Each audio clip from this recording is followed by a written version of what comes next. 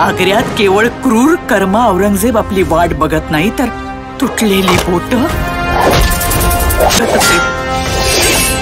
रोखणाऱ्या नजरा आणि उगारणाऱ्या समशेरी वाट बघत असतील। अब हिंदू हिंदू को काटेगा। सिवा को जश्न सालगिरह में बुलाओ और इसी लाल किले के दीवाने आम में हम उसे उसकी औकात दिखा देंगे। बहुत पछताएगा। सिवा की मुमानियत करनी जरूरी है, उसकी नाक में नकील डालनी ही होगी। हमारे पहरे रहेंगे। उसे ऐसी जगह मारेंगे जहां से उसके लाश की बदबू भी न बाहर निकले। सिवा का नाम और निशान मिटा देंगे हम। जय भवानी।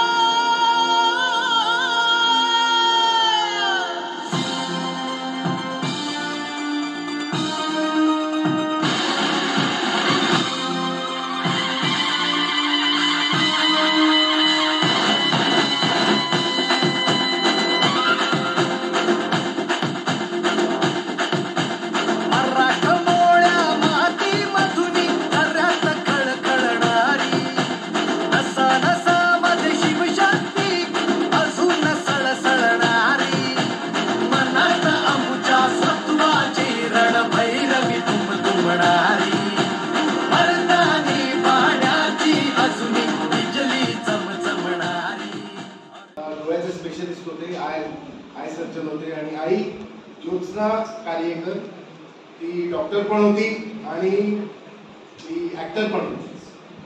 अशा या डॉक्टर आई वडिलांचा मी ऍक्टर मुलगा।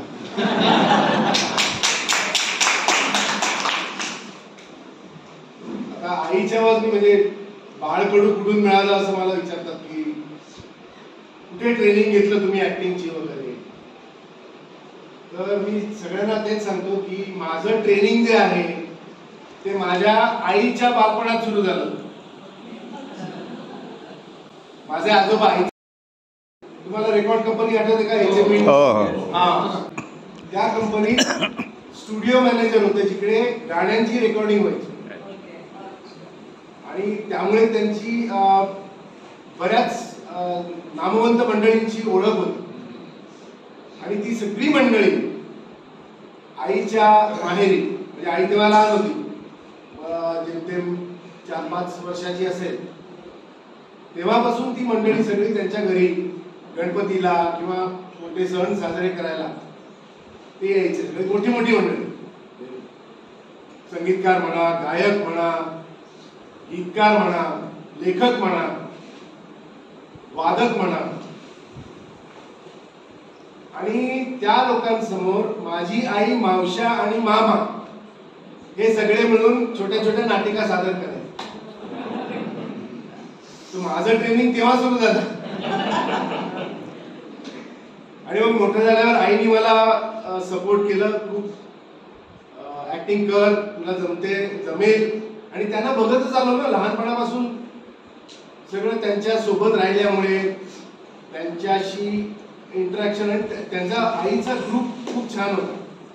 म्हणजे नावं सांगायची झाली तर सुलभा देशपांडे माझी मावशी, आईची धाकटी बहीण, आणि विजया मेहता, अमोल पालेकर, अमरीश पुरी, ही सगळी त्यांचा नाटकाचा ग्रुप।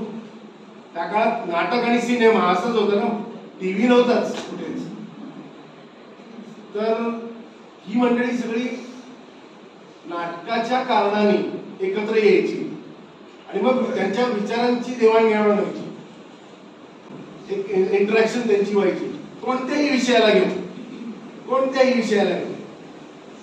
त्या सत्यदेव दुबे ओरडून ओरडून काय काय काय बोलायचे, अरविंदजी त्याला, अरविंद पप्पा म्हणजे अरविंद देशपांडे, ते त्याला सांगे शांतो शांतो, बाकीचे झोपले आहेत, रात्रीचे 3 वाजले आहेत असं सांगत त्याला शांत करायचे, आणि हे सगळं मी खूप जवळून अनुभवलेलं।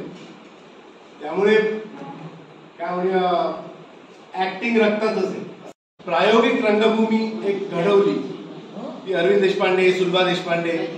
मध्ये मुलांची एक विंग होती, त्याला चंद्रशाळा असं नाव होतं, त्यात आम्ही मुलं हैदोस घालत असेल म्हणजे मस्तीच. आता त्या वयात मस्ती होणार ऑब्विसली. तर त्या तिकडे आम्हाला आमच्या एनर्जीज ज्या अशा रॉ एनर्जीज होत्या त्या सगळं चॅनलाइज करायचं काम सुलभावशी करायचं. आणि छान चॅनलाइज म्हणजे तिच्या तऱ्हेने ती आमचे वर्कशॉप्स घेत असते की हा अरे तो त्याला बोलव रे हाक मार, की मग आम्ही ए राजेश, हा आता तू जशी हाक मारलीस ना तशी नाटकात हाक मारायची. असं हळूच करायची. किंवा आम्हाला पपेट्री शिकवायची, कविता वाचन, कविता बोलणं, डायलॉग्स कसे लाईव्ह कसा घ्यायचा. आणि तिचं म्हणणं होतं की नुसतं ऍक्टिंग करून उपयोगाचं नाही, तुम्हाला नाटकाची टेक्निकल बाजू सुद्धा समजली पाहिजे. त्यामुळे आम्हाला सेट बनवायला लावायचे. आमच्याकडनं भरपूर तिने कार्पेंट्री वर्क करून घेतलेलं आहे, भरपूर कार्पेंट्री वर्क. की चला आता काय आपल्याला फ्लॅट बनवायची आहे, घराचा दरवाजा बनवायचा, तर ती फ्रेम कशी बनवणार.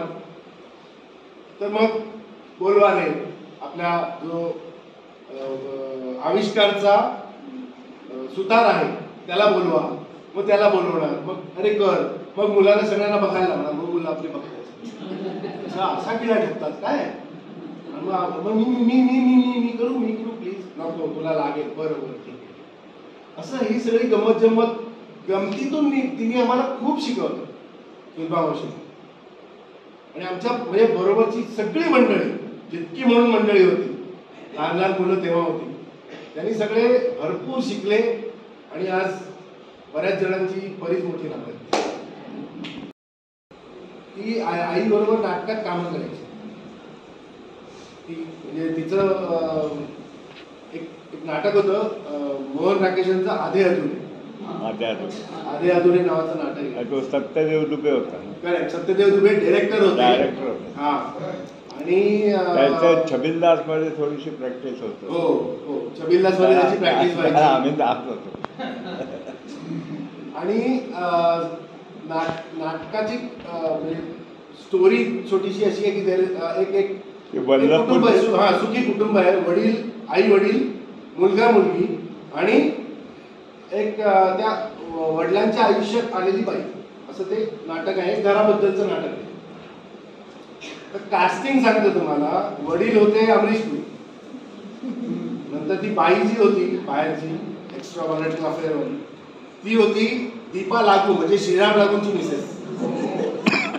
मुलगा होता अमोल पालेकर, मुलगी होती भक्ती बर्वे, आणि त्या बाईचा रोल म्हणजे आईचा रोल केला होता माझ्या आई. तेव्हा मी जेमतेम दोन वगैरे 2-2.5 वर्षाचा असेल, छोटासा होता. आणि फक्त मला एक परमिशन होती, मी आईचा पदर धरून तिच्याबरोबर रिहर्सल करायचो. आई जिकडे जिकडे फिरायची, मी तिकडे फिरायचो. असे खूप छान किस्से. मी त्या लोकांबरोबर वाढलो, त्यांचे विचार माझ्यावर लहानपणापासून ते बघत आलो, खूप जवळून ती इंटरॅक्शन केली. त्यामुळे बेसिकली आधी तर मी सेलिब्रिटी आहे मला पटत नाही. मी सेलिब्रिटी नाही, ते सेलिब्रिटी. कारण त्यांनी ऍक्च्युली खूप काही घडवलं, नवीन आयडियाज आणल्या. म्हणजे फक्त ऍक्टिंगच्या क्षेत्रात नाही, लेखनाच्या क्षेत्रात, डिरेक्शनच्या क्षेत्रात, सेटिंगच्या क्षेत्रात, आणि सतत काही ना काहीतरी प्रयोग असायचे. माझा पदार्पणाचा सिनेमा कथा नव्हता, शांतता कोर्ट चालू आहे सिनेमा झाला होता. त्याच्यात ती शांतता कोर्ट चालू आहे चीच कास्ट होती अख्खीच्या अख्खी. आणि गोविंद काकांनी तो डिरेक्ट केला. सॉरी, मी हे सगळे माझ्याकरता काका आहेत, मामा आहेत असं. गोविंद काका म्हणजे गोविंद निहलानी, त्यांनी तो डिरेक्ट केला होता. आणि त्यात एक छोटासा सिक्वेन्स आहे जिकडे शिक्षक जे मंडळी आहेत, नाटकातली पात्र जी आहेत, ती एका गावाला चाललेली आणि त्या ट्रेन मध्ये एक डान्स सिक्वेन्स होता. तिकडे मी छोटासा असा पण रोल वाईज म्हणायला गेला तर चित्रपटात नंतर मग सई मावशीनी खूप आम्हाला, सई मावशी म्हणजे सई परांजपे यांच्या, ती आईची मैत्री, तिच्याबरोबर भरपूर आम्ही गजरा आठवतो का तुम्हाला पूर्वी यायचा ब्लॅक अँड व्हाईट आणि हो दूरदर्शनवरती यायचा. तर त्या ह्याच्यात किंवा इतर सई मावशीकडनं डबिंग खूप शिकलो. जे डबिंग करावं लागतं फिल्म कम्प्लीट झाल्यानंतर डबिंग करावं लागतं. तर तिला म्हणजे स्पर्श आठवतं सईपर्यंत हा नसीरुद्दीन शाह करेक्ट. तर तो स्पर्श मध्ये जे आंधळी मुलं दाखवली त्याच्या इन्स्टिट्यूशन मधली त्यांचं डबिंग आम्ही केलं मी आणि माझ्या मित्रांनी. असं खूप वेगळ्या ऍस्पेक्ट्स ऑफ फिल्म मेकिंग ते पण शिकत होतो लहानपणापासून. त्यामुळे मजा आली. म्हणजे मला जाणवलं नाही की मी शिकतोय पण त्याचं आता कळतंय की मी अरे हो तेव्हा सुरू झालं होतं नाही का. त्याचा उपयोग खूप होतो. नाही हो माझे पुलचे मित्र बघा ते थँक्यू. आमच्यातले वाटलं चिकन मसालाच आहे. ओके हा कथाचं असं झालं की कथामध्ये माझी आई पण आहे बाय द वे. कथा हे ऍक्च्युली सई मावशीचं नाटक ऑलरेडी ससा आणि कासव ते नाटक होतं आणि त्याची फिल्म करायची ठरली. आणि आता वेगळ्या गोष्टी करायच्या आहेत. मग काय करायचं तर मग त्यांनी तो अख्खा चमू जमा केला आणि पुण्यातल्या एका चाळीत शूटिंग केली.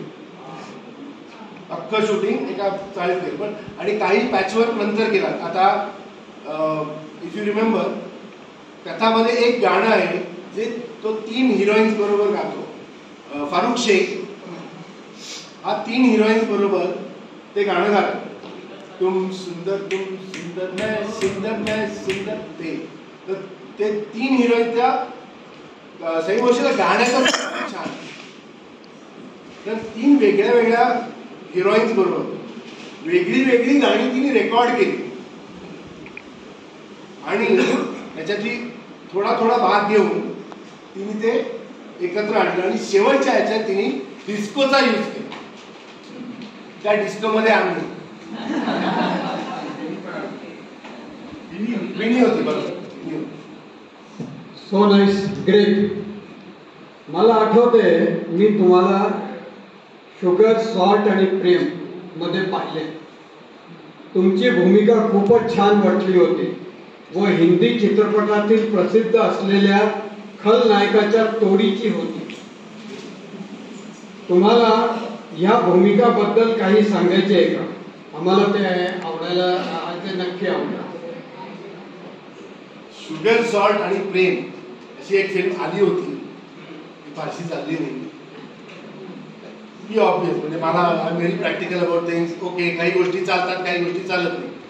त्यात फर्स्ट टाइम मला त्या जी प्रोड्युसर होती आणि डिरेक्टर होती त्या फिल्मची तिने मला ऑफर केली की विलन करणार का. म्हटलं मी आतापर्यंत असं केलेलं नाही आहे. विलन नाही आम्हाला एक चांगला ऍक्टर हवा आहे विलन करता म्हणून तुम्हाला विचारलं. म्हटलं ठीक आहे हरकत नाही पण मीच का.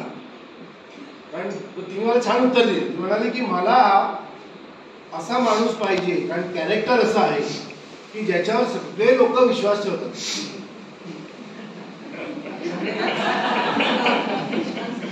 मी तसा नाही कॅरेक्टर असं आहे की त्याच्यावर सगळी लोक विश्वास ठेवतात आणि त्याला जवळचं करतात पण तोच नंतर सगळ्यांचा विश्वासघात करतात. Okay perfect done. असं एक चॅलेंजिंग कॅरेक्टर करायला मिळतंय हेही मला बरं वाटतं. आणि ते करताना त्याच सोबत ही होती क्रांती रेडकर होती तिच्याबरोबर सिंग सुबोध बरोबर सिंग नंतर हा नाही गिरीश होते प्रसाद तो होता त्याच्याबरोबर सिंग होते. माझे मजा आली होती करायला. सोनाली पण होती. सोनाली कुलकर्णी मोठी छोटी सोकूल तर छान झाली होती फिल्म. वाडकर होता आणि कोण होता, अजिंक्य देवगण. असे छान वातावरण क्रिएट झालं होतं. आणि फिल्म ऍक्च्युली डिरेक्ट केली राहुलनी. राहुल म्हणजे आमचा DOP जो होता राहुल जाधव, त्यांनी डिरेक्ट केली. कारण आमच्या डिरेक्टर बाई ज्या होत्या त्यांचं नाव आहे त्या खूपच नवीन होतं, त्यांना काहीच माहिती नाही. तर असं गोस्ट डिरेक्शन चालतंच, काही प्रॉब्लेम नाही. As far as everybody is comfortable working, there is no problem. Very good. ही भूमिका वाटते तेवढी सोपी नव्हती. फक्त डोळ्यांच्या हालचालीवर सगळे अवलंबून होते. त्याबद्दल काही सांगाल का? तो रोल मला कसा मिळाला याचा एक वेगळा किस्सा आहे, तो सांगू का? चालेल का? यस. तर झालं असं की मला राजकुमार हिरानी हे ऍड फिल्म मेकर आहेत. ते ऍड फिल्म बनवतात, ते डिरेक्ट करतात, ते एडिट करतात, ते ऍक्टर सुद्धा आहेत, ते व्हॉइस ओव्हर आर्टिस्ट सुद्धा आहेत. आणि त्यांची एक प्रोडक्शन कंपनी आहे कॅनव्हास फिल्म्स नावाची. मी बऱ्याच त्यांच्याबरोबर ऍड फिल्म्स केल्या होत्या, बँक पब्लिसिटी फिल्म्स केल्या होत्या आणि त्यांच्याबरोबर इंटरॅक्शन खूप व्हायची. एक दिवशी अचानक फोन आला त्यांच्या ऑफिसमधनं की मी सुमन बोलते. सुमा. हां बोला. मी राजकुमार हिरानीच्या ऑफिसमधून कॅनव्हास फिल्ममधून बोलते. तुम्हाला एक ऑडिशन करता यायचं, याल का? ऑडिशन? मी बऱ्याच काम केले राहावं त्यांच्याबरोबर, कशाला मला बोलवते? काय आहे? नाही तुम्हाला यायचं, याल का? दुपारी तुम्ही काहीतरी 12:30 वाजता तिने मला बोलवलं. ठीक आहे, मी 12:15 सगळ्यांनाच ओळखतो, 12:15 सवयीप्रमाणे 12:15 पोचलो आधी. आणि मग डीडीला, डीडी म्हणजे दिलीप डावसेकर हा राजकुमार हिरानीचा उजवा हात, राईट हँड मॅन. आणि डीडीला भेटलो. काय कसं काय? सगळं ठीक आहे ना? तू कशाला आला? तुला काय म्हटलं? ते सुमन म्हणून कुठेतरी तुमची नवीन मुलगी आहे, त्याच्याकरता ते बोलवलं त्याचं ऑडिशन द्यायला वगैरे. तो म्हणाला तुला कुठला रोल दिलाय? म्हटलं मला काहीच माहिती नाही, मला सुमन कोण आहे माहिती नाही, मी काय सांगू तुला? तर तरी एक मिनिट थांब, बस. ए सुमा म्हणून हाक मारली, आली म्हणून. आणि तुम्हाला यतीन कार्यक्रम उसको कौन से रोल के लिए बुलाया? नहीं वो डॉक्टर के रोल के लिए. अच्छा अच्छा, हाँ हाँ, वो जो डायबिटीज का जो ट्रेनिंग देते हैं, जो एंड में जो क्वेश्चन आंसर सिस्टम होता है ना सबके सामने, उससे पहले इनफैक्ट वो जहीर का कैरेक्टर बनने से पहले जो कोचिंग चलती है उसकी, उसमें से एक डॉक्टर का रोल मुझे ऑफर किया गया. तिने मला मोठं पान दिलं, मी वाचलं. म्हटलं एक मिनिट, या सीनच्या आधी काय होतं सांगाल का? काहीतरी कळू दे. ती आडेवेडे घ्यायला लागली, ती सांगे ना. म्हटलं का बाबा तुला काय झालं? सांगत का नाही? म्हणून मी डीडीकडे गेलो, दिलीपकडे गेलो. दिलीपला म्हटलं दिलीप बाबा सांग याच्या आधी काय? अरे नाही काय आहे ते अलाउड नाही आहे सांगायला. म्हटलं एवढी काय सिक्रेसी आहे तुझी? काहीतरी गडबड आहे. आणि तिच्यानंतर हा होता राजू मापुसकर होता. बरं, राजू मापुसकरशी माझं ब्रॅकेट वेगळं. राजू मापुसकरनी कुछ खोया कुछ पाया नावाची सिरियल आली होती, पडगवलीवर सिरियल होती ती. कोणाला माहिती आहे का? आठवते का? दूरदर्शनवर यायची नाही. ओके. तर त्या सिरियलमध्ये तो असिस्टंट पण होता आणि त्याचा आयुष्यातला पहिला शॉट त्यांनी ऍक्टर म्हणून शॉट दिला होता तो माझ्याबरोबर. तर मी त्याला जरा बाजूला घेतलं, म्हटलं रे जरा सांग रे काय आहे, ही नाटकं करतात मंडळी. त्यांनी सांगितलं मला की अरे असंच आहे असंच आहे असंच आहे, त्यामुळे तू ते नीट कर, चांगला रोल आहे कर. बरं ठीक आहे करतो. म्हणून मी ते वाचलं, म्हटलं ठीक आहे याच्यानंतर काय होतं सांग. आणि त्यांनी मला हळूच स्टोरी सांगितली. असं आहे का? मग मी गेलो आणि तो कागद परत केला तुम्हाला.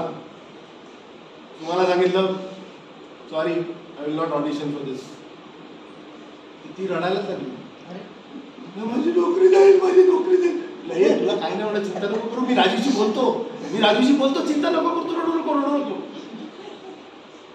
काय नाही I don't want to do this role, it's a very small role, I will not audition for this role. Audition ठेवली तर तुम्ही प्रोड्युसरला दाखवणार, तुम्ही डिरेक्टरला पण दाखवणार, ते नको. त्यापेक्षा नो ऑडिशन, म्हणजे त्रासच नाही असं बोलून मी निघालो आणि खाली आलो. तो बिल्डिंगच्या कार पार्किंग मध्ये राजू उभा होता. राजूला भेटलो, राजू तू क्या तुम्हें हो गया तेरा ऑडिशन हो गया? नहीं राजू मैंने नहीं दिया ऑडिशन. क्यों? मेरी फिल्म में काम नहीं करेगा? राजू मेरी फिल्म में जरूर काम करने का है. ये वो रोल नहीं तो कौन सा? देख तेरी फिल्म में मेरे करने लायक 3 रोल है, लेकिन पहला तूने संजय दत्त को दिया हुआ, दूसरा तूने बोमन ईरानी को दिया हुआ है, तीसरा ये रोल है आनंदबाई. आणि तेव्हा काय होतं, तेव्हा त्या रोलसाठी डायलॉग नव्हते. म्हणजे जो एंड पोर्शन आहे ना, तिकडे आनंदबाई सगळी गोष्ट सांगतो, तो नंतर लिहिला गेला. लेकिन उसको तो डायलॉग ही नहीं, मतलब वही तो चैलेंज है यार, बिना डायलॉग का एक रोल, मजा आएगा करने में. चल राजू ये देते मेरे को, असं त्यांनी 2 सेकंद माझ्याकडे बघितलं.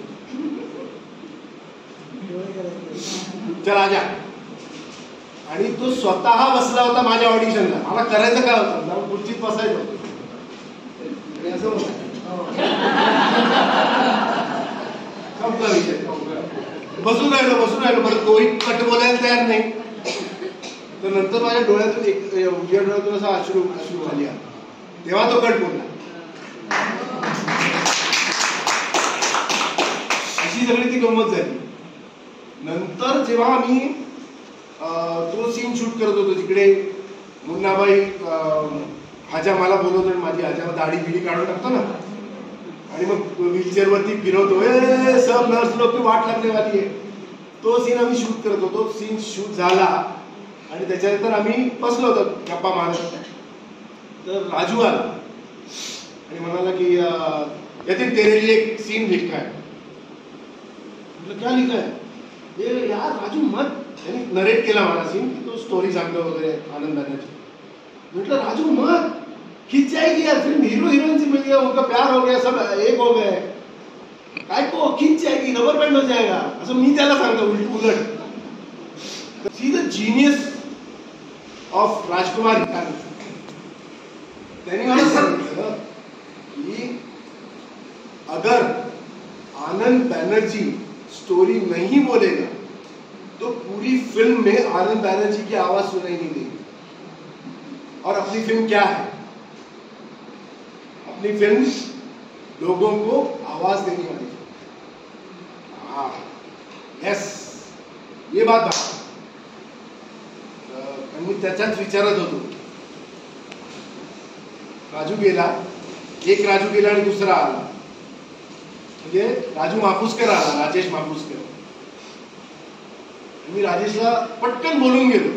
म्हटलं असा असा सीन त्यांनी लिहिलाय, पण मी नाही डब करणार, मी डब करणार नाही. राजू म्हणाला का, काय झालं, तू का नाही डब करणार? तुला सांगतो ते ऐक रे, मी डब करणार नाही. काय, मी जर तो डब केला तर एक ऍक्टर डब केले. एक ऍक्टर जो तो पार्ट प्ले करतोय, ते किरदार निभावतोय, तो डब करेल. तू हा रोल राजकुमार हिरानी कडून डब करून घे. तो आवाज माझा नाहीये, राजकुमार हिरानीचा आवाज आहे. अशी गंमत झाली. आणि मग जेव्हा डबिंगची वेळ आली तेव्हा मग, हॅलो यतीन कुठे आहेस रे? अरे मी अमेरिकेला आहे. अरे यतीन अमेरिकेला आहे. ओके ओके ठीक आहे. मग कोण? तर राजकुमार सर सर सर आम्ही डब करा. आणि राजकुमार हिरानीला डब करायला लावलं.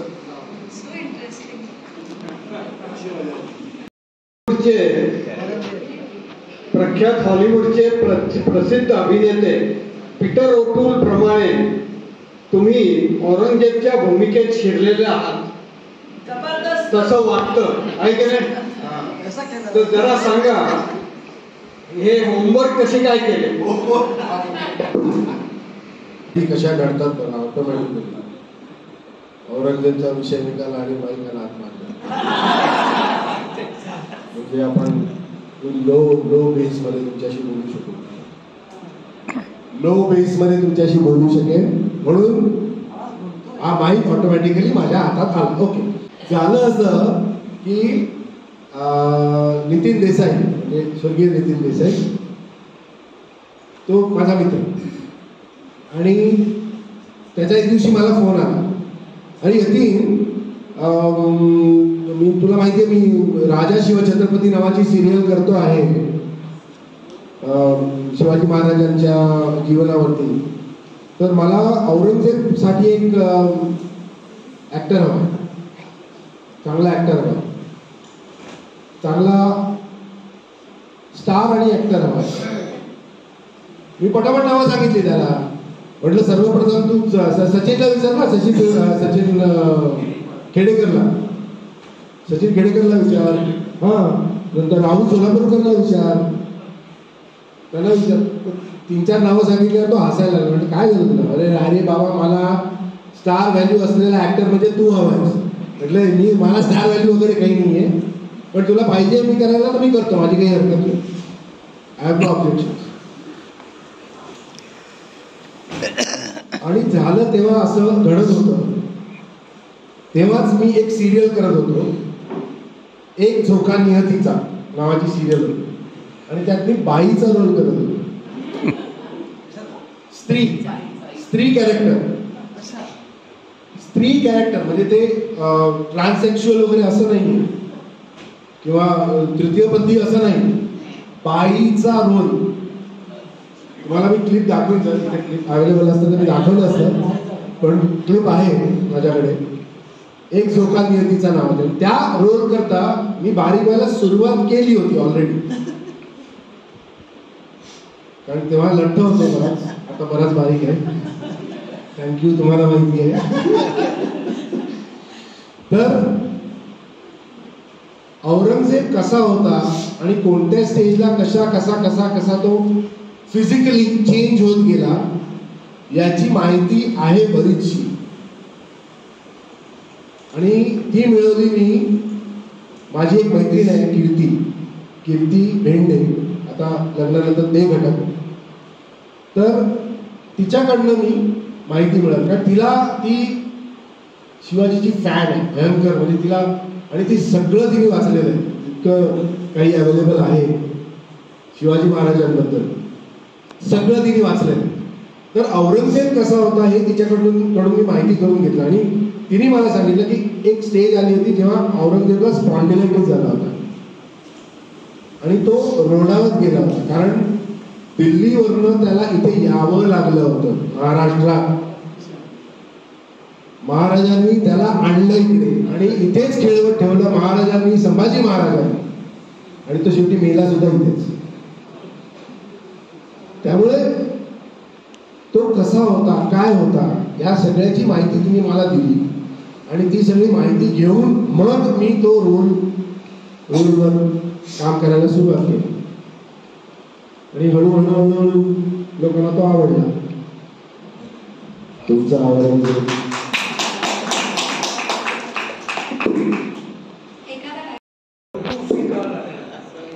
उर्दू मी ऑलरेडी शिकलो होतो, कारण सुनबानोशींनी बेडेकरांनी चांगला प्रश्न विचारला की उर्दू शिकावं लागलं होतं का. तर उर्दू मी ऑलरेडी शिकलेलो होतो. ख नुकता लावला की ख होतो, ग होतो, गम असतं, गम नसतो, गम असतं.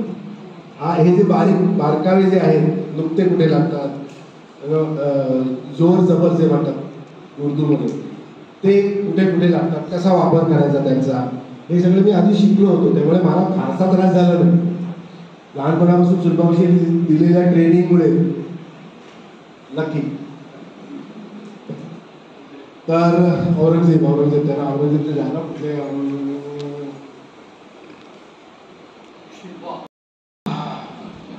वो पहाड़ का चूहा सिवा शेर से टक्कर लेने चला है। सिवा मसल देंगे उसे, हम मसल देंगे। जोड्यांनी जे मसाले आहे ना ते अगदी काबिले तारीफ आहे.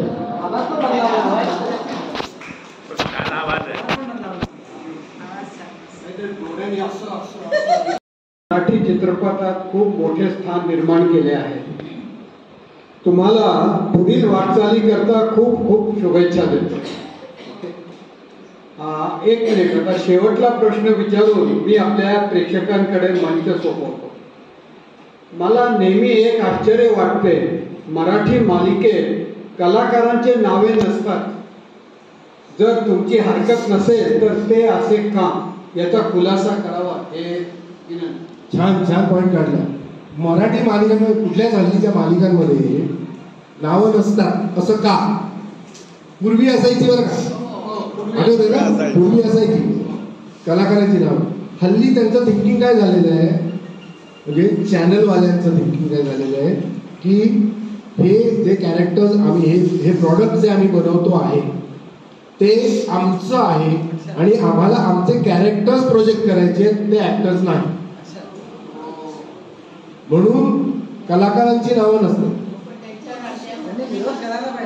करायला पाहिजे, हो खरं तर करायला पाहिजे. आम्ही केला विरोध आधी जेव्हा नवीन नवीन चॅनल झाले होते. आमच्यामुळे तुमचं चालतंय आता. हो, पण ते ऐकत नाही. त्यांना वाटतं की त्यांच्यामुळे आमचं चालतं. कसं म्हणूया, एक परमनंट गोष्ट आहे. एक परमनंट गोष्ट आहे, म्हणजे ती रेकॉर्ड झाली एखादी फिल्म, ती शूट झाली, एडिट झाली की ती तसंच राहतं. नाटक हे प्रयोगाला बदलत असतं आणि म्हणून त्याला प्रयोग म्हणतात. तो प्रत्येक प्रयोग असतो, तो शो नसतो, तो प्रयोग असतो. It's an experiment. आणि तिथे म्हणजे मला ॲज अन ॲक्टर खूप ग्रो करायला खूप वाव मिळतो. बदलायला खूप जागा असते. खूप.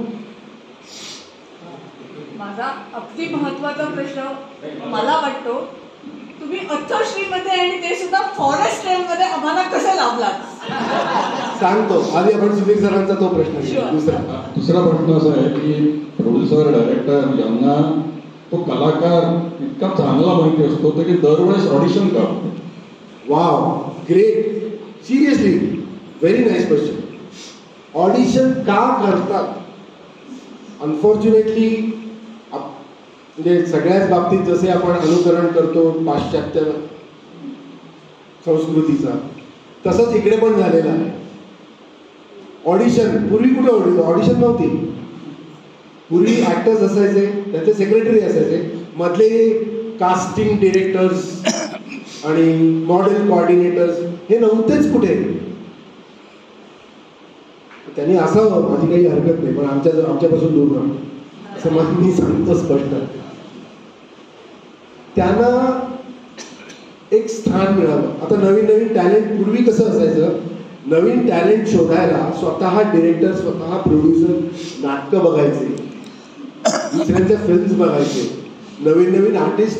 आता ही झाली प्रोड्युसरांची आणि डिरेक्टर्सची साईड. एक आर्टिस्ट म्हणून मला काम करायची इच्छा आहे, सीपी साहेब मला रोल द्या ना, असे आर्टिस्ट जायचे पूर्वी. 1-to-1 इंटरॅक्शन असायचं. आता ते काढूनच टाकलंय. आता डायरेक्टर म्हणतो, अरे वो कास्टिंग डायरेक्टर है ना, उसको बोल ना, छाबरा को बोल, वो भेजेगा अपने पास 10 लोग.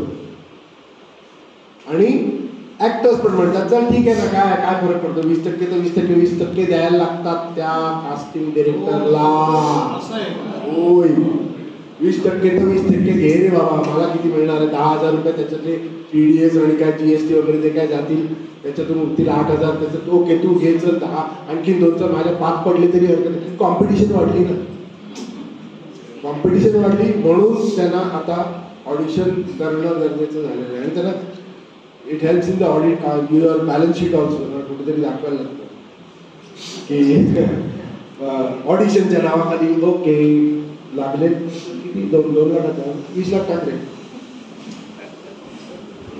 So the heads increase, overheads increase, आणि त्यामुळे या गोष्टी हल्ली गरजेच्या झालेल्या आहेत. कलाकारांना सुद्धा करायला लावतात सर, आणि ते त्या अहो तुम्हाला काय सांगू, हाईट झाली होती मध्ये. मी आता ऑडिशन करणं बंदच केलं. मला सांग आपल्या ॲडसाठी कुठल्या आत्ता ही आली आहे ना पार्लेची ॲड, व्हरायटी, कुछ अलग करने का है, त्याच्यासाठी वगैरे मी ऑडिशन केली होती. म्हणजे करायचा विचार केला होता, पण म्हटलं नाही केलं. एक गोष्ट अशी झाली, एक कुठलं तरी प्रॉडक्ट होता, प्रॉडक्टचं नाव पण नाही आठवत मला. त्याच्याकरता त्यांनी माझ्याकडनं ते हल्ली व्हिडिओवर करून घेतात ना, म्हणजे सेल्फ टेस्ट असं म्हणतात त्याला, बरं का, सेल्फ टेस्ट. तर सेल्फ टेस्ट असं करून तुम्ही कॅमेरा लावा आणि तुम्ही तुमची टेस्ट करा आणि तुम्ही पाठवा. आणि बरं ठीक आहे. आणि मग त्याचं थोड्या दिवसांनी त्यांचा फोन आला तर आला की नाही sir it did not workout. Messages पाठवतात की ते झालं नाही त्या ॲडसाठी तुमचं, कारण तुमचा कोट मागितलेला असतो की तुम्ही किती चार्ज करणार असं विचारलेलं असतं. आणि मग आम्ही फी सांगतो एवढी मोठी, आणि मग ते घाबरतात. आणि मग म्हणतात ठीक आहे नाही झालं नाही. अचानक मला माझ्या एका, मी नाव नाही घेत आता, पण माझ्या एका मित्राचा फोन आला आणि तो म्हणाला अरे यतीन कमाल झाली अरे, मी अशा ॲडसाठी आलोय. म्हटलं हा मी टेस्ट पाठवली होती, एक डेट वर्कआउट काहीतरी 8 वीकचा काहीतरी इश्यू झाला त्यांचा. नाही अरे तुझी ऑडिशन दाखवतात मला आणि मला सांगतात की असंच करा. ऍक्च्युली असं घडलं. तेव्हा मी कानाला काढायला लावला, म्हटलं बास याच्या पुढे आता ऑडिशन द्यायची नाही. त्याला कोणी जर समोरून आलंच माझ्याकडे, मी म्हणतो ठीक आहे डायरेक्ट मिळणार असेल तर मी डायरेक्ट करेन, पण I will not give you an audition. शाहरुखलाही द्यावं लागतं. नाही शाहरुख ते काय ना, ते पैसे ओतून फिल्म बनवतात ना, त्यांचे पैसे लागतात फिल्म म्हणजे. तुम्हाला माहीत असेल की नाही माहिती नाही, बाजीराव मस्तानीमध्ये आपला रणबीर कपूरचे 25 करोड होते, त्याचे पैसे टाकले होते त्यांनी. वेगळा प्रश्न विचारायचा आहे, कारण की जेव्हा करत असतो तेव्हाचा काही अनुभव सांगता येता येईल असा प्रश्न विचारला. मी एक फिल्म केली होती, PM नरेंद्र मोदी नावाची फिल्म आलेली आहे. त्याच्यात विवेक ओबेरॉय नरेंद्र मोदींचा रोल केला होता. त्यात मी मोदींना हुडकून काढणारे जे इनामदार म्हणून होते त्यांचा रोल केला. तर अशा मी म्हणेन हा हिस्टॉरिकलच कॅरेक्टर आहे, it is a historical character. तर हिस्टॉरिकल कॅरेक्टर्स करताना कसं आपल्याला हिस्ट्री अवेलेबल असते, आणि रिसेंट हिस्ट्री काही खूप पूर्वीची औरंगजेब 500, 600, 800 वर्षापूर्वीची हिस्ट्री नाही, ही आत्ताची हिस्ट्री. तर बरंच इन्फॉर्मेशन अवेलेबल होती, त्यांचे फोटोग्राफ्स काही अवेलेबल होते. त्याच्यावरनं मग मेकअप ठरलं, आणि मग म्हणजे फिजिकल मेकअप आणि मेंटल मेकअप असं दोन्ही ठरलं. आणि तो रोल करायला अगदी माझे किती 4 सीन होते फक्त, तर पूर्ण फिल्ममध्ये 4च सीन होते. पण तुम्हाला लक्षात राहिलं याबद्दल थँक्यू.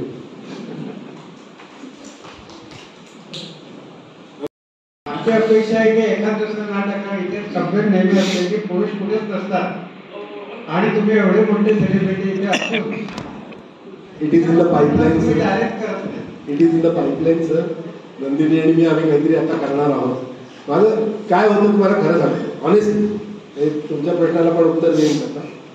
ऑनेस्टली काय होतं माहिती आहे का प्रॉब्लेम, मला ना कधी केव्हाही काम येतं आणि मला नाही म्हणता येतं.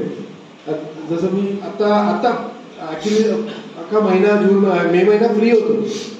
म्हटलं हां आराम करूया मस्तपैकी.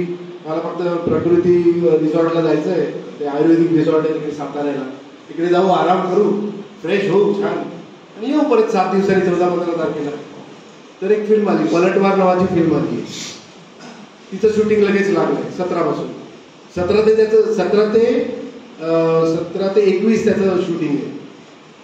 मी ते बोलता बोलता झाला फोन. एका दिवसात मला 3 प्रोजेक्ट आले. त्यातले 2 शॉर्ट फिल्म आहेत. एक शॉर्ट फिल्म नंदिनीनेच ऑफर केली आहे. तिचा एक मित्र आहे पियुष, त्यांनी तो शॉर्ट फिल्म बनवतोय चक्री नावाची. त्याचं शूटिंग आहे 26-27 तारखेला. असं अचानक काम येतं. आणि मी जर काही कमिट केलं आहे की ओके आपण नाटक बसवूया छान कुठलं तरी, आणि जर मी ते कमिटमेंट पूर्ण नाही केलं तर मला कसं तरी वाटतं. त्यामुळे मी इनफॅक्ट हे मग माझ्या मागे लागले होते की भाग घ्या स्नूकर कॉम्पिटिशनमध्ये, पूल कॉम्पिटिशनमध्ये. पण मी नाही घेतलं. म्हटलं मला अचानक शूटिंग आलं आणि आज झालं तसंच. बरं मी शूट इथेच करत होतो बरं का, आपलं मानस लेक आहे ना तिकडे शूट करत होतो. म्हणजे येऊन मी फक्त मॅच खेळून पण जाऊ शकतो असतं. म्हटलं नको असं इनकरेक्ट वाटतं, चुकीचं वाटतं. म्हणून मी अजूनपर्यंत लागलो नाहीये. पण आता जवळच लवकरच हे होईल. डोंट वरी.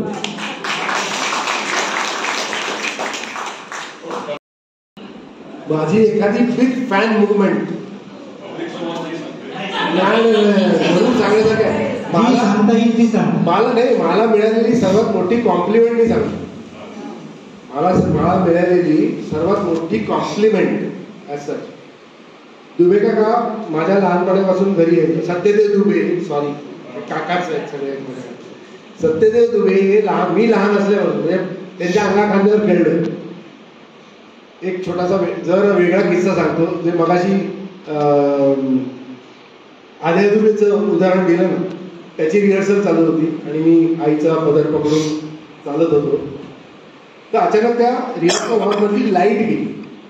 बरं ही गंमत अशी, रिहर्सल सुरू व्हायची रात्री 9:30, कारण माझी आई डॉक्टर होती आणि ती तिचं क्लिनिक बंद करून पप्पा तिला पिकअप करणार, त्यांच्या पप्पांबरोबर मी, आणि त्या गाडी घेऊन आम्ही केम्स कॉर्नरला एक तो स्टुडिओ होता तिकडे, सगळ्यांना एवढाच स्टुडिओ असेल. तर त्या स्टुडिओमध्ये रिहर्सल व्हायची. आणि त्या दिवशी अचानक लाईट गेली आणि अरे मेणबत्ती सुधारे, अरे हे सुधारे, टॉर्च सुधारे, सगळं हे नव्हतं ना आपल्याकडे. मोबाईल लाईट बीट काही नव्हतं तेव्हा. मेणबत्त्या लागल्या आणि मग तो माहोल असा क्रिएट झाला छान असा. आणि आई माझी खूप छान गायची आणि तिला रिक्वेस्ट केली गेली की बुगडी माझी सांडली ग गा असं. तर मी आईच्या कडेवर अंधार झाला होता. आम्ही आईला चिकटून बसलो होतो आणि मी जायला तयार नाही दूर. अमोल काका आला. अमोल काकाने मला घ्यायचा प्रयत्न केला. नाही मी नाही जाणार. तर अमोल काकाने थोडंसं जबरदस्तीने खेचलं मला आणि घेऊन गेला दूर. हा किस्सा मला सुद्धा आठवतो. आणि दूर घेऊन गेला आणि हा ताई सुरू कर. मग मी लगेच असा पदर पोचून उभी राहिली आणि मम्मीचा आवाज येण्या अगोदर अमोल काकाचा आवाज आला. नाही त्याचा कान चालला होता.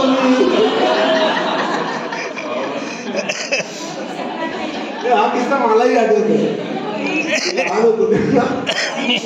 त्याचा किस्सा मला. त्याच्यानंतर काय झालं, आता त्या कारणाने दुबे काका येत राहायचे घरी. आणि दुबे काका म्हणजे कसं की बाबा अरे नितीन जरा माझा पाय दुखतो रे, पाय चेकून दे, हात दुखतो रे, हात जरा चेकून दे. हा बरं मी पुढच्या महिन्यात हे करतोय वर्कशॉप घेतोय छबिलदासला, तर तुला यायचंय बरं का. तू आणि निनाद दोघंही. निनाद म्हणजे निनाद देशपांडे सुलभावशीचा मुलगा. तू आणि निनाद दोघंही या. म्हटलं बरं ठीक आहे. मी गेलो. आम्ही दोघंही गेलो आणि पहिल्याच दिवशी तो सगळ्यांना ओरडत होता भयंकर दुबे काका. म्हणजे एक वेगळा दुबे काका बघितला. अरे मी गेलोच नाही त्याच्यानंतर तिकडे. गेलोच नाही. त्यानंतर अनेक वर्षांनी सॅटर्डे सस्पेन्स नावाची एक सिरियल यायची. आठवते का तुम्हाला? सॅटर्डे सस्पेन्स थ्रिलर ॲट 10 असं रात्री पूर्वी सोनी का आणि झी वरती यायची. सॅटर्डे सस्पेन्स नावाची ती सिरीज यायची. त्याच्यात एक फार सुंदर स्टोरी होती. आणि ती स्टोरी अशी होती की एका कॉन्फरन्स रूममध्ये एक सिनियर इन्स्पेक्टर, एक त्याच्यापेक्षा एक लेवल खालचा इन्स्पेक्टर एक ज्युनियर, अगदी ज्युनियर इन्स्पेक्टर, नुसता इन्स्पेक्टर, एक लॉयर आणि एक तो हे ऑटॉप्सी करणारा डॉक्टर, असे 4-5 जणांना डिस्कस करायचं असतं. एक डेथ झालेली आहे ती ते डिस्कस करत असतात. माझं जे कॅरेक्टर होतं ते इन्स्पेक्टरचं कॅरेक्टर होतं आणि मी म्हणत असतो की हा मर्डर आहे, हा मर्डर आहे. ती जी लॉयर असते मुलगी ती म्हणत असते की नाही, ही आत्महत्या आहे. आणि ऍक्च्युली निघतं असं की तो ऍक्सिडेंट झालेला असतो. आणि त्याच्यात त्या डॉक्टरचं जे कॅरेक्टर होतं ते सत्यदेव दुबे करत होते. दुबे काका तिकडे होते. तो एपिसोड डिरेक्ट केला होता आशु गोवारीकडे, आशुतोष गोवारीकडे. आणि झालं असं की नेहमीच असं नेहमी होतंच की शेवटच्या तासाच्या शेवटच्या मिनिटापर्यंत आमचं शूटिंग चालूच असतं. आणि सिक्वेन्स असा होता की प्रत्येक जण आपापलं एक काय म्हणतात शेवटचं जे नॅरेशन असतं ना, it is actually a court case. तसं बघायला गेलं तर विदाउट अ कोर्टचं सेटिंग नाही आहे, पण ती कोर्ट केसच आहे असं ते त्याचा बॅकड्रॉप होता. आणि आम्ही बोलतोय प्रत्येक जण आपापलं बोलतोय. तर ती लॉयर येते, लॉयर ती बोलते की नाही ही आत्महत्या कशी होती, ही अशी आत्महत्या होती. त्याच्यानंतर मी बोलतो की नाही हे आत्महत्या मर्डर हे. आणि नंतर मग एक गोष्ट घडते की तो जो माझा सिनियर असतो रजत कपूरनी तो रोल केला होता. तो असा काहीतरी हात मारतो टेबलवर आणि तिकडे त्याच्या बाजूला असलेला ग्लास पडतो आणि तेव्हा त्याला जाणवतं की ते ऍक्सिडेंट होता म्हणून.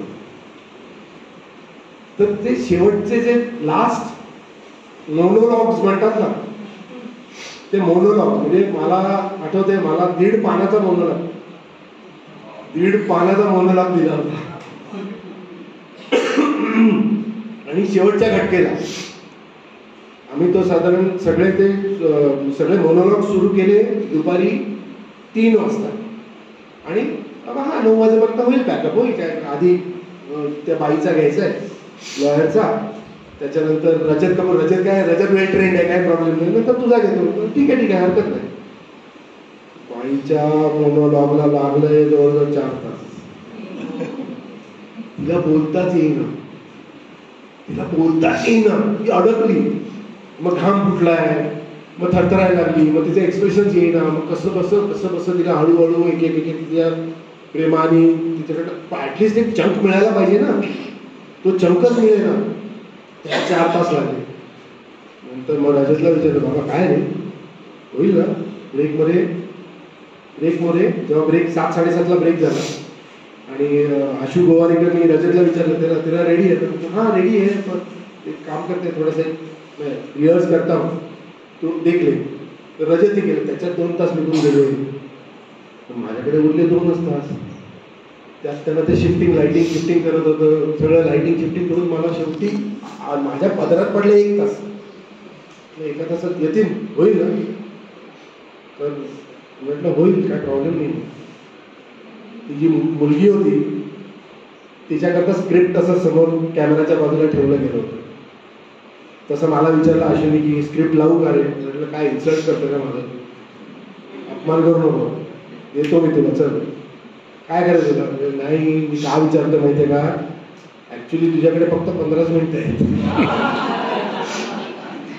मला आणखीन दुसरं शूट करायचं, गच्चीवरनं शॉट घ्यायचे तुमचे, त्यामुळे मला पाऊण तास लागणार आहे. तर तुझ्याकडे फक्त 15 मिनिटं आहे. म्हटलं चल कर. आणि तो सिक्वेन्स तसा होता की मी बोलतोय मी सांगतोय की असं झालं तसं. मग त्यांनी तो त्या तिच्या प्रेमात होता आणि त्या नवऱ्यांनी त्या गच्चीवरनं त्याला ढकलून ढकललं खाली आणि तो पडला आणि तो मेला.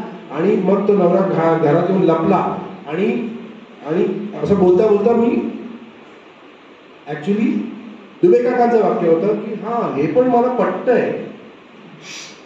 डॉक्टर जो असतो तो म्हणतो की हो हे पण मला पटतंय. आधी तो म्हणालेला असतो तिला हा हे बरोबर आहे, तुला काय म्हणते लॉयरनी जे सांगितलं ते बरोबर आहे.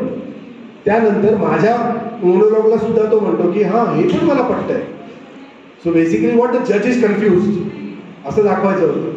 आणि मी आता जोरात मोनोलॉग केला केला केला केला केला केला केला आणि एक ऍक्टर म्हणून आपल्याला जाणीव असते की पुढचं वाक्य येईल की नाही. आणि मला जाणवलं दुबे काका हरवलं. दुबे काका माझ्याकडे असं बसत राहिलं.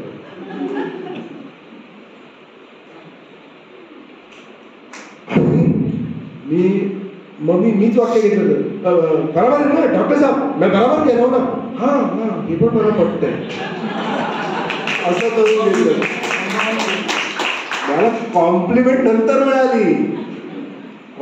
सत्यदेव दुबे म्हणजे ज्याचं नाव घेतलं की अमरीश पुरी थरथर कापायचे, नसीरुद्दीनच्या पाय पकडायचे, हे आले माझ्याकडे आणि ते म्हणाले की यतीन आई एम सॉरी यार, आई एम सॉरी मैं तेरा परफॉर्मेंस देखते रह गया.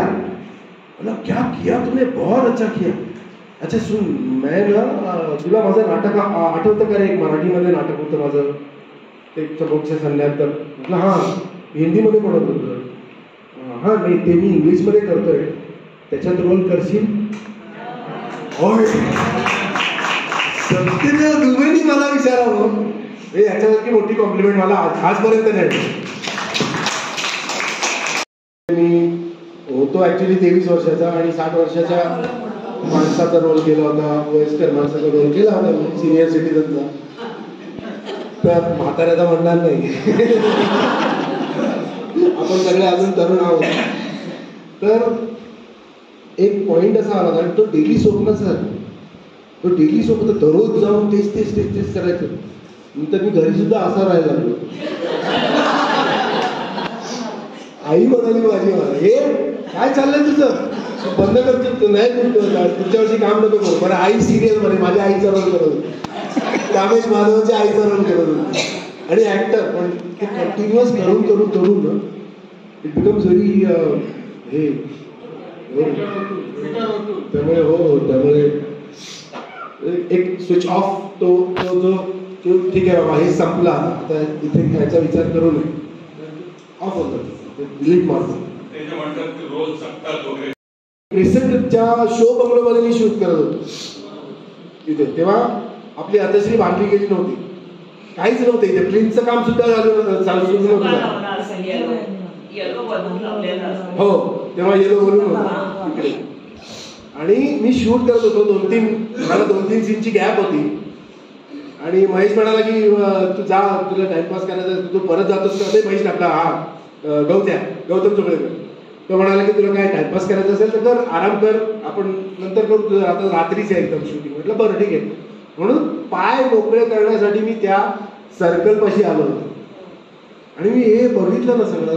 म्हटलं हा इथे पाहिजे एक घर, इथे पाहिजे एक घर. बरं ही इच्छा झाली मनात. त्याच्यानंतर ॲज युजल मी डिलीट मारलं आणि सगळं विसरून गेलो. पण इथे लिहिलेलं होतं ना नशिबात, त्यामुळे हे घडलं. कसं झालं, मला आत्तेभाऊ आहे कौस्तुभ शितूत, त्याचं पाण्याच्या आतश्रीमध्ये त्याचं घर आहे. तर तिकडे त्याचे सासू सासरे राहतात. त्याचा अचानक मला फोन आला की अरे यातील तू आठवते का तू मला ट्रेडिंग करता काही पैसे दिले होते, त्याचे इतके झाले तितके झाले. म्हटलं हां ठेव ना तुझ्याकडे, लागले की मी मागेल तुला, काय हरकत नाही. तर नाही मी तुला न विचारता अथश्रीच्या वेटिंग लिस्टमध्ये टाकले. 25,000 टाकून दिले. आणि म्हटलं अरे मी कुठे पुण्याला शिफ्ट होणार यार, माझं सगळं काम इकडे मुंबईत आणि हे ते. नाही तू पैसे ना इकडे तिकडे उडवणार, तर तू गपचूप हे घे आणि हे कर. म्हटलं बरं बाबा ठीक आहे ओके. आणि बरं गंमत कशी गेली, त्यांनी त्याच्या घरचा कांदिवलीचा पत्ता दिला होता, त्यामुळे पत्रव्यवहार सगळा तिकडे होत होता. मला काहीच माहित नाही. एक दिवशी अचानक परत फोन, अरे त्यांचं तुला घर चूज करायला बोलवलंय, तू जा तिकडे. मी म्हटलं पुण्याला कुठे जाऊ रे कौस्तुभ मी. अरे नाही रे बाबा BKCला ऑफिस आहे तिकडे जा. अच्छा वॅन्ड्रापूरला कॉम्प्लेक्सला ऑफिस आहे का, बरं जातो. हां मग तिकडे गेलो, तिकडे चूज केलं. तिकडे छान हर्षदा नावाची सुंदर मुलगी होती, सुंदर होती आणि चांगली होती. अशा करता की तिने मला सांगितलं की नाही तुम्ही बॅक साईड चूज करा, कारण पुढची साईड तिकडे डेव्हलपमेंट होणार आहे, बॅक साईडला काही होणार नाही. म्हटलं बरं ठीक आहे. ते चूज केलं. तोपर्यंत बरं मला आयडिया नाही आहे मी कुठे पैसे टाकलेत ते. मला काहीही कल्पना नाही, मी कुठे पैसे टाकतो मला काही लोकेशन काय आहे काहीच नाही माहिती. झालं असं की तिसरी स्लॅब वाईज आपले होते ना पेमेंट, तर तिसरी स्लॅब जेव्हा त्याचं पेमेंट झालं त्याच्यानंतर कौस्तुभ इकडे आला होता. कौस्तुभच्या पावसाळ्यात मला फोन, अरे यतीन इथे काय आहे रे, आम्ही इथे क्लिफ नावाच्या ठिकाणी उभे आहोत आणि सॉलिड आहे. त्यांनी व्हिडिओ कॉल वगैरे केला. म्हटलं ते दिसलं ना सगळं, ते दिसलं. म्हटलं अरे वा बरोबर, छान छान. त्याच्याच पुढच्या महिन्यात मी माझं साताऱ्याला शूटिंग होतं आणि मी जाता म्हटलं हा जरा आपण जाऊया. काकांना घेतलं, काकांना पिकअप केलं बाणेरवरून आणि आम्ही निघालो पुढे. बरं मी चाललो आणि चांदणी चौक, तेव्हा हे ब्रिजेस नव्हते असे आपले, ते असं जाऊन फिरून असं बरंच काय काय यायचं होतं. ते करून सगळं आलो. टोल नाका होता करेक्ट. ते सगळं केलं आणि पुढे आलो आणि मी सहज बोलता काकाला म्हटलं आता बघ पुढे जे गाव येईल ना तिकडे त्याच्यात उजव्या हाताला एक गणपतीचं मंदिर आहे. तर काका एकदम शॉक बघायला लागलं माझ्याकडे, हे बाबा तुला काय होतं? नाही मला असं फिलिंग येतं अजून की मी कधीतरी इथे आलोय असं मी त्याला काकाला सांगतोय. आणि आम्ही पुढे आलो आणि म्हटलं बघ आता आपण इथे कुठे राईटला असणार ते असं एक कमान दिसेल बघितले तुला. तर काका ती कमान आली आपली खालची आणि काका म्हणाला तू गाडी थांबव. मला भीती वाटायला लागली तुझ्याबरोबर बसायला. तुला कसं माहिती हे सगळं इकडे आहे? म्हटलं अरे मला असं वाटतंय रे की मी इथे आलोय कधीतरी. आणि पुढे येऊन ऍक्च्युली आम्ही क्रिसेंटच्या बरोबर समोर ती गाडी उभी केली आणि तिथे ज्या स्पॉटला मी इच्छा केली होती ना की इथे घर असावं तिकडेच उभा होतो मी. म्हटलं बघ आईला अरे मग तेव्हा मला ट्यूबलाईट ऑन झाली की अरे जय जय महाराष्ट्र माझं इथे शूटिंग झालं होतं आणि मी इथेच या स्पॉटला उभं राहून या बाजूला बघून म्हटलं होतं की इथे घर असावं. आणि त्यानंतर बरं तेव्हा काहीच माहिती नाही, बोर्ड बीट काहीच लावले नव्हते. मग एक वर्कर दिसला, मग त्याला विचारलं आता श्री का किधर कन्स्ट्रक्शन हो रहा है? मालूम नाही साहेब मालूम नाही. पुढे गेलो, पुढे आलो तर आणखीन एक कोणतरी तो सिनियर ऑफिसर टाईप होता. तो म्हणाला की उधर आहे. मग कच्चा रस्ता होता, आठवत ना सगळ्यांना, रस्ताच नव्हता ऍक्च्युली. ते आलो तिकडे लांब उभी केली खाली तिकडे गळीच्या इकडे. मग चालत वर आलो आणि बघितलं. तेव्हा असा मी आता शिकत झालो.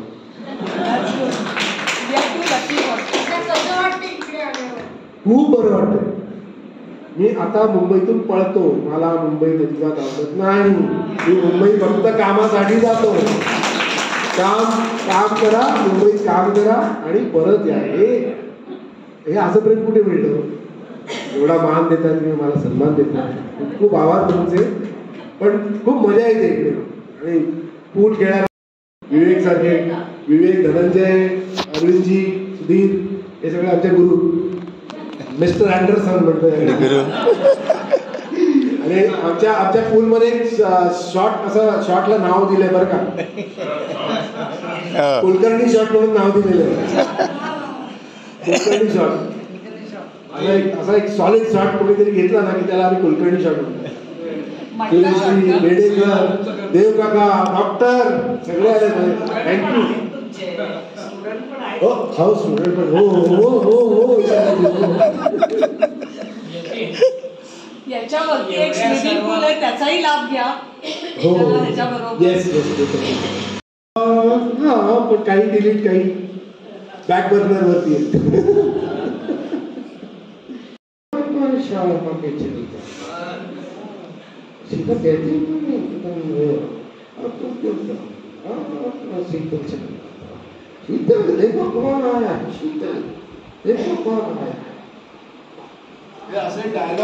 हे असे डायलॉग ते बोलताना मी बघितलंय. तर एक चांगला ऍक्टर आपल्या आवाजाचा वापर करून कम्प्लिटली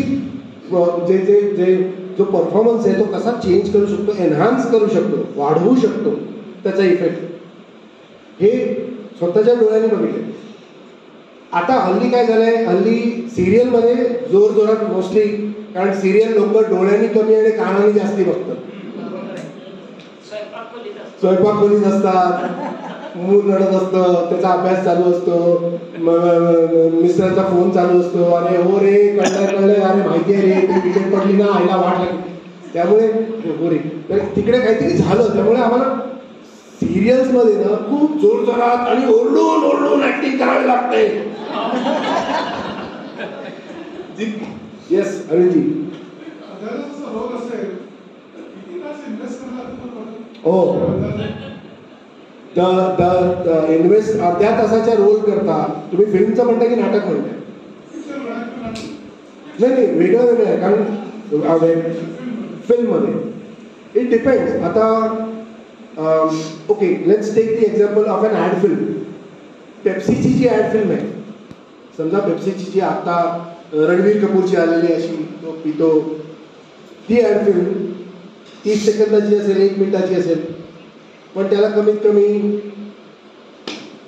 2 ते 3 दिवस शूटिंग होतं एवढं. आणि प्रिपरेशनचे जर पकडले तर 5 दिवस. खूप वेळ लागतो, कारण बारीक बारीक बारीक बारीक गोष्टी ज्या असतात त्या त्यांना लक्षात ठेवाव्या लागतात. आणि त्या तिकडे बरोबर सगळ्या गोष्टी, म्हणजे आम्हाला तर कधी मला आठवतं मी रिनची ॲड केली होती, रिन सोप, रिन वॉशिंग बार, त्याची ॲड केली होती. आणि त्या एक स्टँड दिला होता, असा माझा हातात रिन सोप आहे आणि माझा स्टँडवरती माझा हात होता, असा मी जवळजवळ 1 तास उभा होतो, असा हात ठेवून 1 तासभर. ते वेळ लागतो त्याला, कारण त्याला बारीक बारीक गोष्टी करायच्या असतात. तिकडे कसं आहे ना, ॲड फिल्मला बजेट्स खूप असतात. म्हणजे जो 3 तासाचा एक पिक्चर असेल, समजा बाजीराव असताना इक्बाल 5 करोडमध्ये बनलेली फिल्म. इक्बाल तुम्हाला माहिती आहे ना सगळ्यांना, तर इक्बाल ही 5 करोडमध्ये बनलेली फिल्म आहे. आमिरची जी पेप्सीची ॲड होती, हे तो भाकरी ॲड, तो नेपाळचा रोल केला तर त्याला 5 करोड मिळाले. खूप पैसे. बाकीचे तर वेगळेच. सो द पॉइंट बिईंग, जितका एका फीचर फिल्म करता बजेट असतं त्याच्या जवळजवळ दुप्पट किंवा तिप्पट बजेट तिकडे असतं ॲड फिल्मचं. वेळ नसतो, वेळ पण भरपूर लागतो ना. मग हा 30 सेकंड असतात. हो बरोबर, 30 सेकंड, 10 सेकंड, 20 सेकंड असं असतं. हमारा सलामत रहे दोस्ताना हमारा, बने चाहे दुश्मन जमाना हमारा, सलामत रहे दोस्ताना हमारा, सलामत रहे दोस्ताना